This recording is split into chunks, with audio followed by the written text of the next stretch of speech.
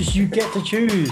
Right? Like here's the scenario. The environment gives us something which can be perceived as negative, can be perceived as not working, can be perceived as problematic. The world's ending. But we get to choose to see it like that, or we get to choose to see it as an opportunity. So clearly that it's my responsibility now to do that for other people. If I have information and, other people's success is my success and vice versa. Because you know what? Like, the challenges or the roadblocks are the journey themselves. There's no big things. It's all little things compounding on top of each other.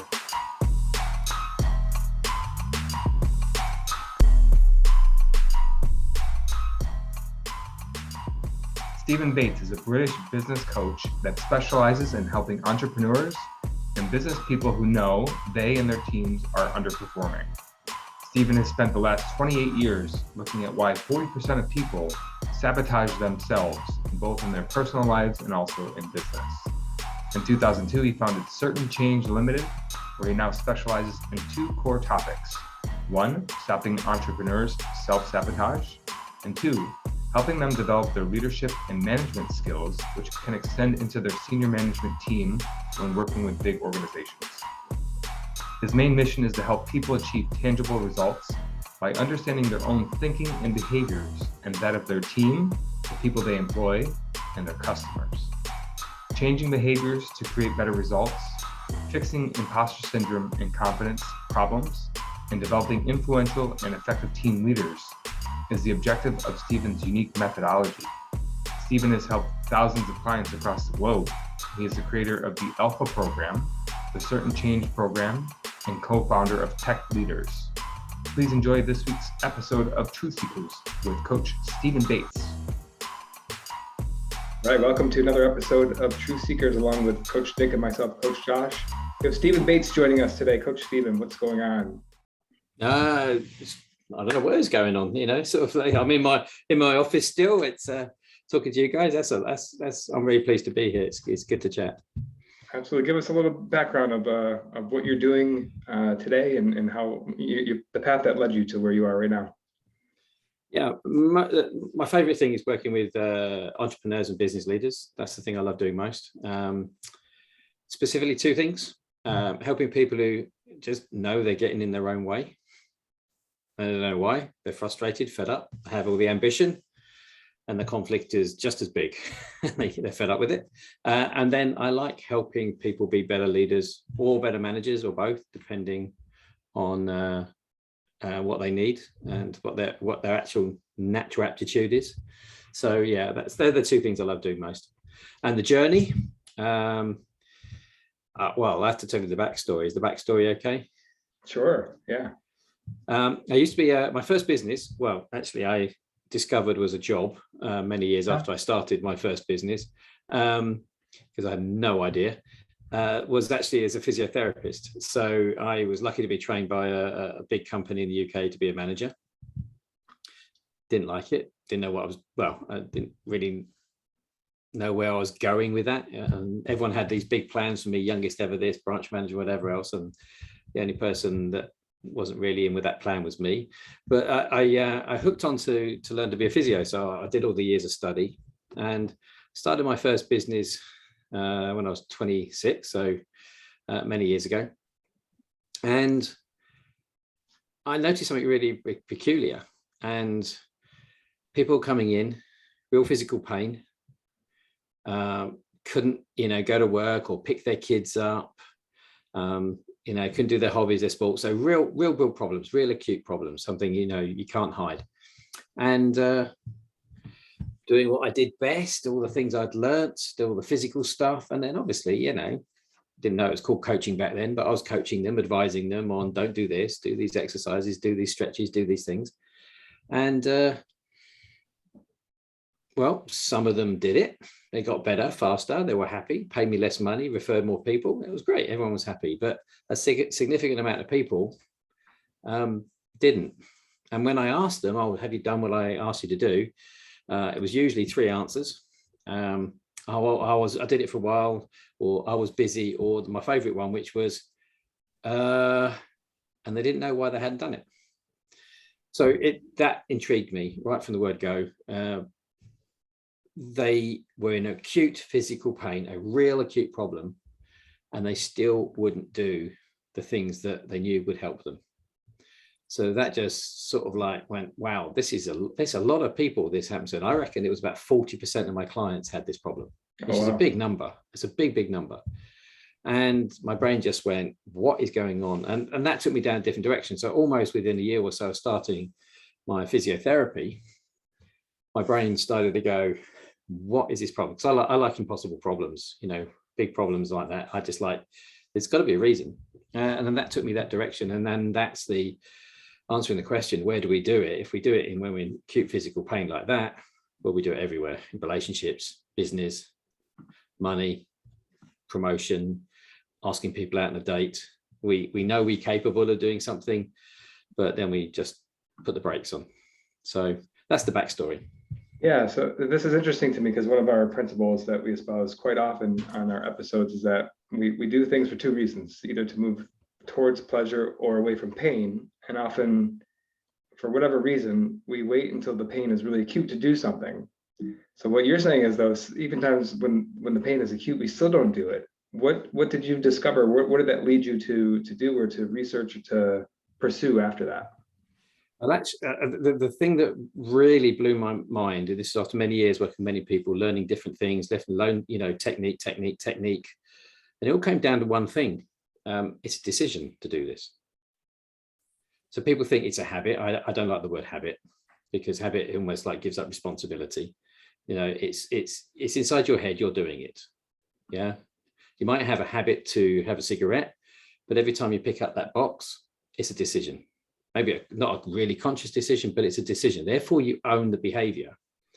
So when I was thinking about this, well, if so many people do it, there must be a mechanism, there must be a process, there must be a reason, if you track back. And you were saying, as you're talking about, away from what you don't want, the pain, and towards what you do want, the goal. And actually, the reason why we do this is both. And it's part of the same process. So most people will know that they are doing damaging behaviors. They know it's painful. They know it's destructive in some way, some really destructive behaviors.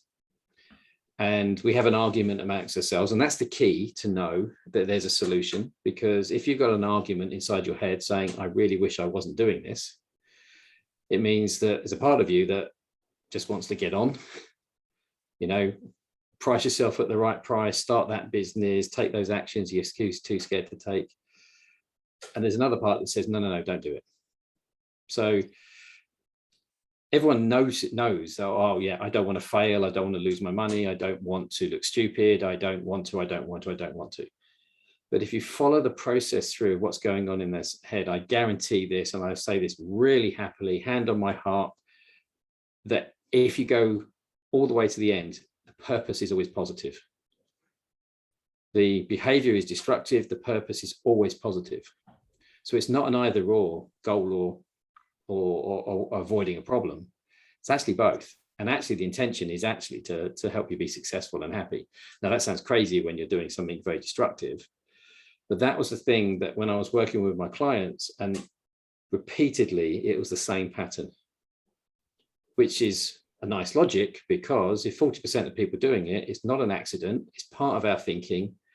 It's not a good part of our thinking, it's a mistake, but it's a mistake the brain makes. A lot of people do it. Therefore, it's a process, you can change it. And it's actually quite easy and fast to change. But most people don't know why they're doing it, and they don't know why they want to keep doing it. If you know those two things consciously for the first time, then you can make a decision. The same way someone who smokes for 40 years, likes smoking, tries to give up, goes back to it, and then one day they go, enough. And they just do it. They make that decision. They shift their thinking. So the principle is in everyday life, but they just don't know why they're doing it. So they have lots of soul searching, and they do lots of therapy, and they have a lot of these techniques. And actually the answer for me is pretty simple. You're doing it for a reason, find the reason. And it's always positive. So just so I understand it correctly, you're saying the reason that they're not doing what they want to do is positive? Is that what you're saying? Yes.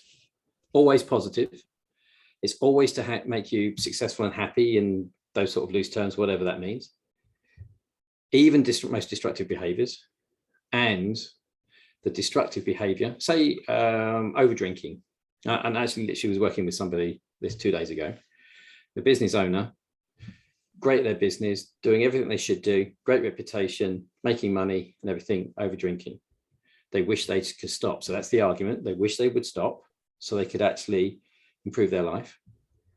They knew it was bad for them, but when it was time to overdrink, they couldn't stop themselves.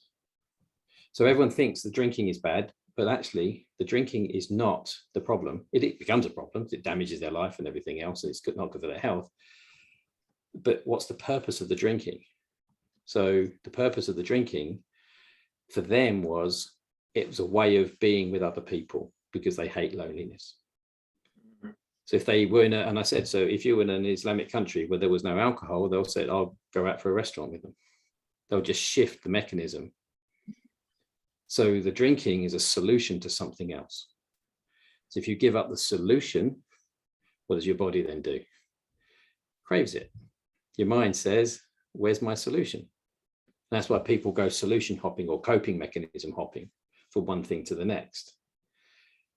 The underlying thing was, when they were a kid, they learned to hate being on their own. 30 years later, that's getting in the way of their business. So that everything we do is an attempt at a solution, even if it's a bad one. Can I give you another example? Would that help? Because I know it's not logical. There was a gentleman I worked with who was hitting a good amount of money every month with his sales calls. Great business, very passionate, great reputation, again, doing everything right. But when he hit this certain amount of money, and I won't say what it was because I don't want to give away details about him personally, but it was a good, 5-figure amount. Soon as he started to get to that ceiling, he started to sabotage his sales calls. So he changed his behavior because, and he didn't know, had no idea, but it was a regular every month, got up to that ceiling, tried to sabotage. He knew he was doing it, didn't know why. So everyone was saying, push through it, be more determined, change your behavior. They, all the normal stuff, talk about your behaviors, but they never asked the question, why do you want to sabotage your behavior? This is such a logical question, but it's a pattern. You ask why, it's serving him because if he earned, and this is what we found, it took about half an hour. If he earned over this amount of money, then he would be a bad boy. He'd be a greedy boy. So what's more important, earning more money or being seen as a greedy boy? Now, if you think about that language, he's 30 something. That's not language of a 30 something. Guess what? When he was a kid, his mum said, don't eat too much food because you'll embarrass me if we've got people around and you're taking too much food. He doesn't want to be a greedy boy. He wants his mum's love. So guess what? Can't be a greedy boy. Sometime between the ages of 5 and 35, he's now translated that into money. And now his mum's embarrassment at him being a greedy boy is now running his sales strategy, but only once he gets over a certain limit. So I've got hundreds of those stories. And it's like, I had no idea what I was doing. And as soon as we cottoned onto it, he said, this is my mum. This is the joke in in our house. And he went, but he had the answer in his head all the time, because if he's got a behavior, there must be a cause. It's just, you need to go find it. Super cool. So, thanks for the specific example, Stephen. It's so important because people that are listening, like you said, it's not logical. Right? Unless you see it and then it's just so obvious. Like you do it every day, we do it all the time, but it's not something we think about. And the word that really struck me as you're sharing that stuff, and this is how we always start working with our clients, is awareness.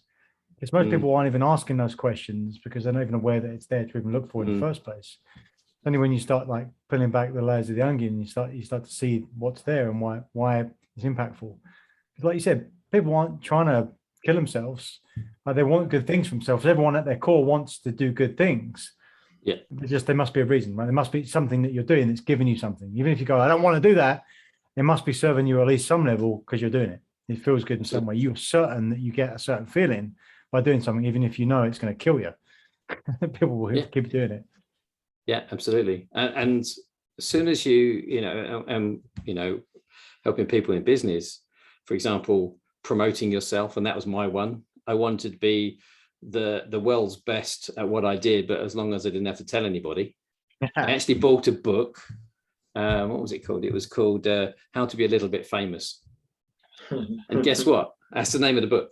Yeah, so obviously they knew their niche very well. And guess what I did? I never read it. Because if I read it, then I would have to break my cycle.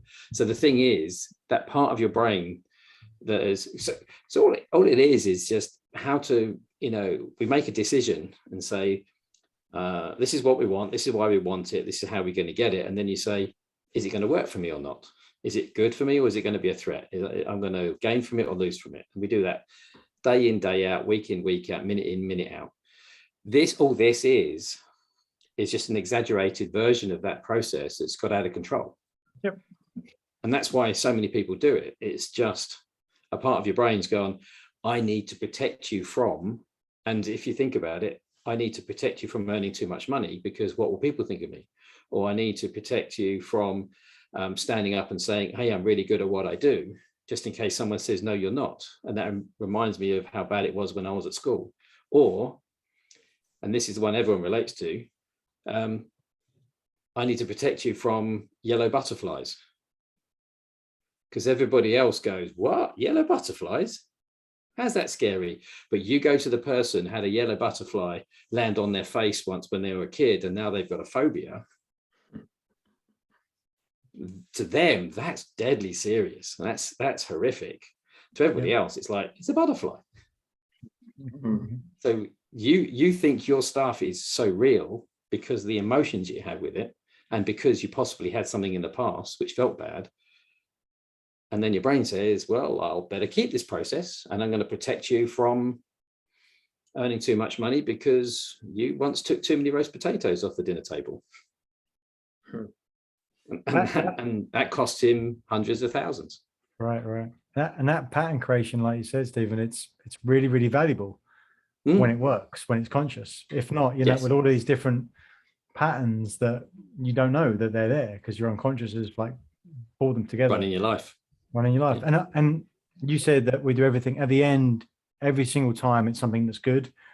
And that's a really interesting distinction for me, because the way I normally think about it is that the baseline programming, if we don't do anything, it's there to protect us, right? It's for the survival instinct. If it's something that we want, if it's to thrive, that requires intention. The survival stuff, like we tend to figure out, like our brain will do something to make us to give us that survival, because if we don't do anything about it. But the thriving part, mate, and that's why most people survive, because we must, But the thriving part, like that takes real difference intention. Well, I look at it this way. I've been thinking about, I love these sort of stuff, and I've been, thinking about this stuff for a long time. And I think 10% of our life is fight or flight. We look at something and we go, is that really dangerous? And we might go, that's 10% of our thinking max. About 70% is problem solving. So when you ask people for goals, what's your goal? Most people don't give you a real goal. They give you I don't wants.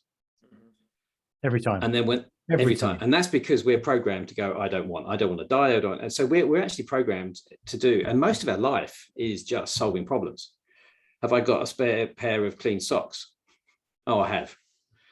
Relief. Yeah, I've got that. Can I find my keys? Yes. Most of our life is like that. So when we're coaching people, or when you see the rah stuff on the stage, what's your goal? Most people go, or what's your big why? What's the big thing you're going to smash? And most people go, I haven't got one. And it's okay. Never thought about it, right? Yeah, it's okay. Yeah, because if most people are not in survival mode. Luckily, I'm in the West. Most people, most of the time, are not in survival mode. Most of us, unless something really bad, pandemic and all the rest of it. But most of us, day to day, it's when we're driving down the motorway or the freeway, and all of a sudden the taillights go on, and we go. Ugh! That's most of the time when we hit fight or flight, and then we're watching the person behind us, and then it's over in a few seconds. So I think coaches too many times just quote fight or flight as it's fight or flight. Yeah, okay, great. But 70% is then, now we've got ourselves out of the freezing river and not dying, Where's shelter? Where's food? And then we start to problem solve. Mhm. So when we're not surviving, then we problem solve. When we solve that problem, we go to the next problem. Then we go to, and we get better and better problems. And if you think about business, the better problems you solve, the more you get paid, the more you help people. And then 20% at the top is like, let's go and do some nice stuff. That's where you get the goals. So when you're actually going through the process I use, every single time, no matter how destructive it is, it goes through that pattern. What it believes is the real fight or flight threat. Once they've gone through those stages, it goes to all the problems that they think they need to solve. Yep.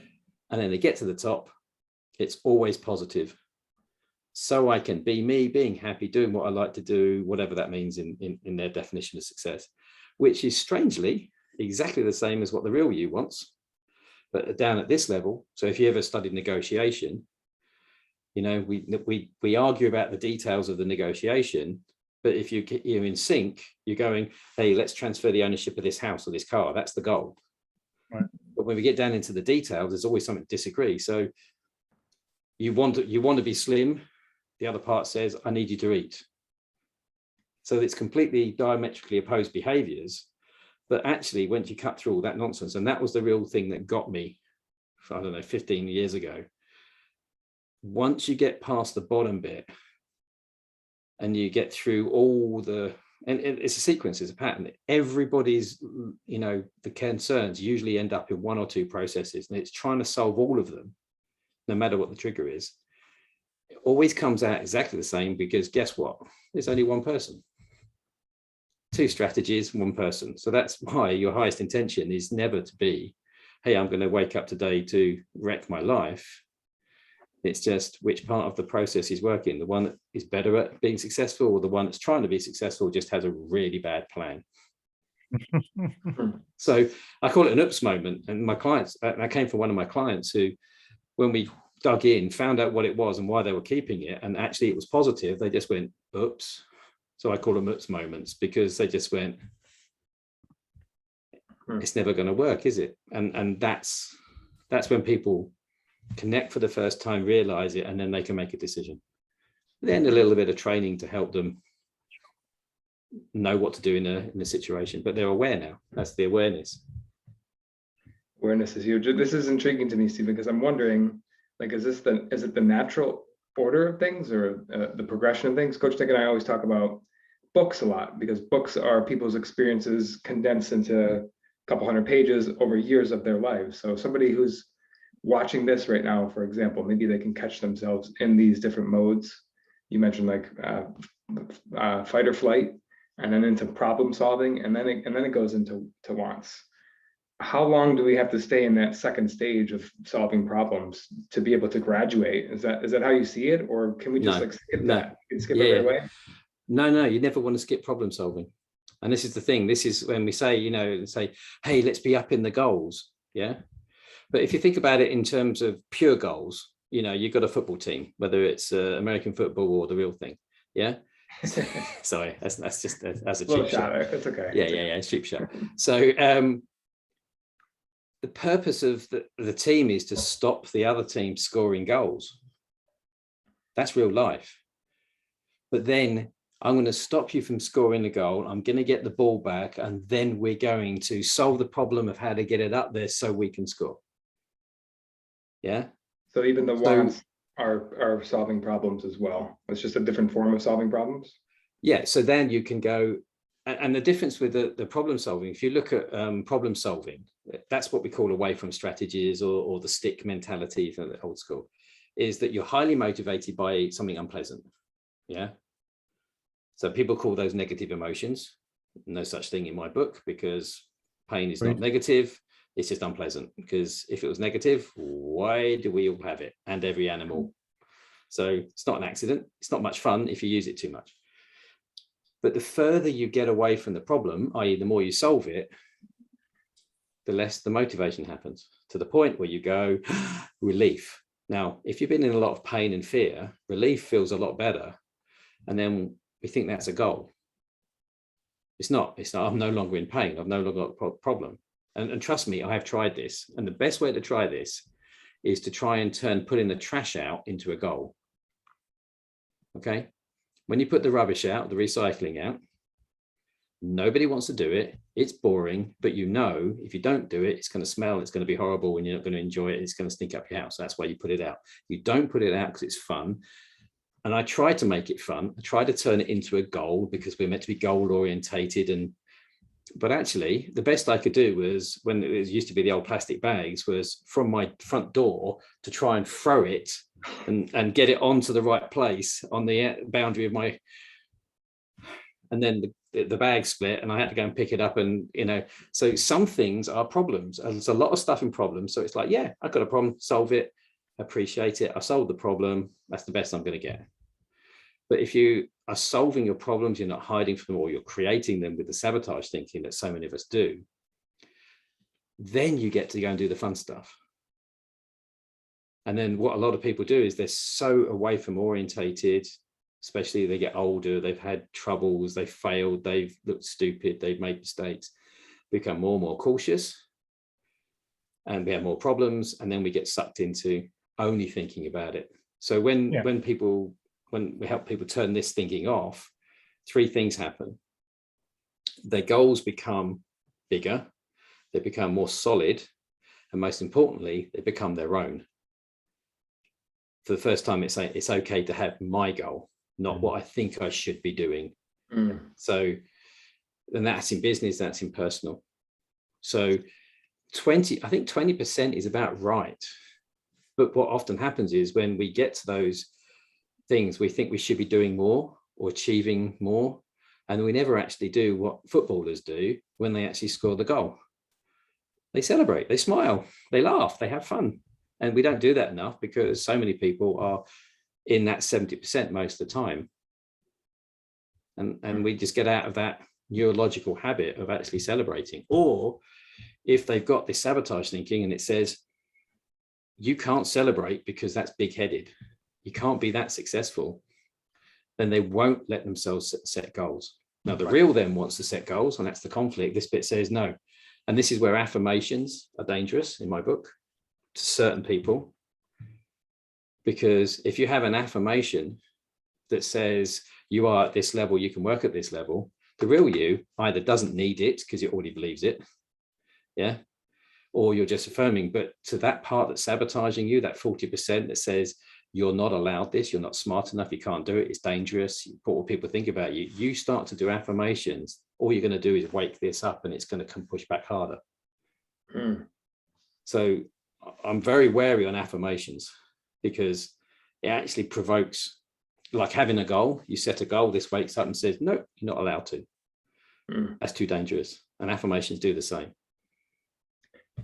Affirmations are almost, they're like a firearm. Like you need proper training to know how to use it. Yeah, absolutely. Yeah. Yeah. All right, this has been super interesting conversation. I'm curious to get Coach Nick's takeaways because this is a little bit of a different spin on a lot of the same principles. But Coach Nick, what do you take away? What do you want to share? Yeah, thanks very much, Stephen. First things first, absolutely right. It's the reminder that it's so cool to always meet people that do things that we do, and there's just so many people doing great stuff and changing people's lives, quite literally. I mean, let's not downplay that in the slightest, because all of the stories you've shared, Stephen, makes a big damn difference in lots of people's lives, and not even think about the trickle down effect and the ripple effect on top of that as well. And then also like that, it is just principles and concepts. That the stuff never goes away. You know, it's fun sometimes to play and go, oh, we use this, it's old, because it's old, it means it's good, right? It means it's tried, tested, and true. And it's just what's the language to go with representation of that principle. So it's been fascinating to listen to what you've built out, your repertoire of your particular language, which is completely different to my language, which isn't often the case, which is really, really cool. And as you're sharing those things, I'm typing all this stuff down where I'm thinking, okay, this is how I would say it. This is how I would say it. So it's really cool to get all those different distinctions and just more tools in the tool belt to go and think about that, right? For me, as an example, the 10%, the 80%, and the 20%, for me, that's the moving away from pain into the comfort, into the pleasure. And like most people will stop in the comfort some ways because the relief is the word you used that they get. They stop doing it. And then ultimately they get back down to some of the pain again, and maybe not the fight or flight, but the pain of the lower level problem solving. People got to push through and see the end in mind of that pleasure to get to that and to keep going through the problem solving. Otherwise, they just get so used to the problem solving at a low level, and it just becomes lower and lower. And when you go up into breaking boundaries, that's scary but good. Right. And so but when you go drop below, it's scary but bad. But what tends to happen is the comfort zone, which I don't even like the term of, but that lower level drops. Yeah. And everything it naturally drops. Yeah. It's like having £100 in the bank. Yep. Next year, it's not worth the same £100 because of inflation. Right. So that's the same thing happens in life. So if you're not going up, you actually start to drop down all the time. Yep. And that's not good. Yeah. I would say you're either spiraling up or you're spiraling down. Anytime it feels like you're hitting a plateau, it's not. You've just been at the wall pull over your eyes, because it may feel like a plateau, but you are eroding just slower because you can't see it. Like that's exactly. So, I mean, that's why I think it's so important, right? Because that means there's nothing to do apart from keep pushing all the time. So it's kind of great. I take some solace in that, because it's like, well, if you don't push, you're going to move backwards. Even when you got there, there's not enough. There is no finish line with this stuff, right? It's like, just keep upgrading your problems and you'll be fine, and you'll be better than fine. So I really appreciate that. It's cool. Mm-hmm.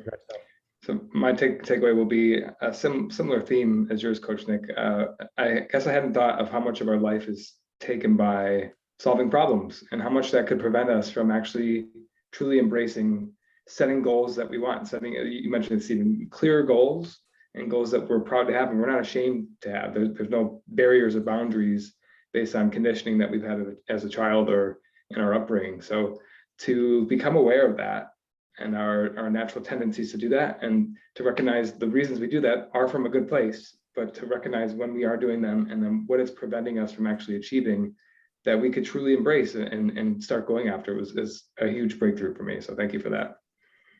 Cool. So bring us home, Stephen. Give you the final word here. Something you're taking away from the conversation, or more advice or something to look out for if you're watching this. Something you just said about when you embracing, almost like embracing the problem, so you solve them, so then you have time to do this. It's like the whole point of, and I always say to people, and they say, oh, I'm a coach, I don't do therapy. Well, that's someone's definition, and say, oh, coaches don't do therapy. Well, what's therapy? Fixing something from the past, or so let's get rid of this blurring. But it's actually the whole point of mindset is so you can then do something physical. Yeah. So a lot of people, oh, it's mindset. Yeah, mindset is absolutely key. It's like health. Everyone thinks health is the most important thing in the world. It only is when you haven't got it. Yeah. Then you've got to put some time into getting it back. But the purpose of health is not to be the most important thing. The purpose of health is so you have a healthy body, so then you can do stuff, have a relationship, go and do this, go and do that, work well. So for me, it's mindset is get that lined up so you can go do something real in the real world. Not so you spend all your time doing mindset. Right. And the irony is, Stephen, if you don't go out and use it, you will spend all your time doing mindset, because you'll lose it. It'll be gone. Just like your health. Yeah. It's like my health thing. If I don't go out and work out and use it, and then all I have to do is look after my health, because what's the point? Then you might as well die. Anyway. Yeah. And that's what Josh was about, sort of like create, get some problems, get some better problems, solve some better problems. Great. I now have freedom to do some fun stuff. Freedom's a bad goal anyway. Don't get me on freedom. Freedom's a terrible goal, because anything. Yeah. Freedom is actually, the only people who want freedom are the people who don't feel free. It's an away from, but everyone teaches it as a goal. Mm-hmm. The person who doesn't consider themselves free, doesn't even worry about it, is free. So freedom is one of those things that we teach as goals, but actually, well, what does it mean? Well, I'm no longer being stuck in this terrible job. So that's an away from, that's not a goal. Right. So if you're free, what are you doing when you're free? I'm traveling the world, I'm spending time with my kids. That's the thing that you can now go for. Right. And that's the purpose of mindset. So you can do stuff that is important to you. Yeah. That's you got to define what you want, otherwise you won't get it. It's like you can't go pick up freedom. No. Yeah. That's a perfect bow on this conversation. Coach Stephen Bates, thank you so much for joining us on this episode of Truth Seekers. My pleasure. Thank you for inviting me. Thank you for watching another episode of Truth Seekers. We appreciate your interaction, so please comment, like, subscribe to YouTube, Apple Podcasts, or Spotify, wherever you get your podcasts. And if you want more, check out some of our links to our masterclass, The Achiever's Mindset, and come join our LinkedIn group. And what do you want to see more of? Remember, we're here to share the simple secrets of successful. So help us do that. What do you want to see? What do you want to see more of? Thanks, and see you again next time.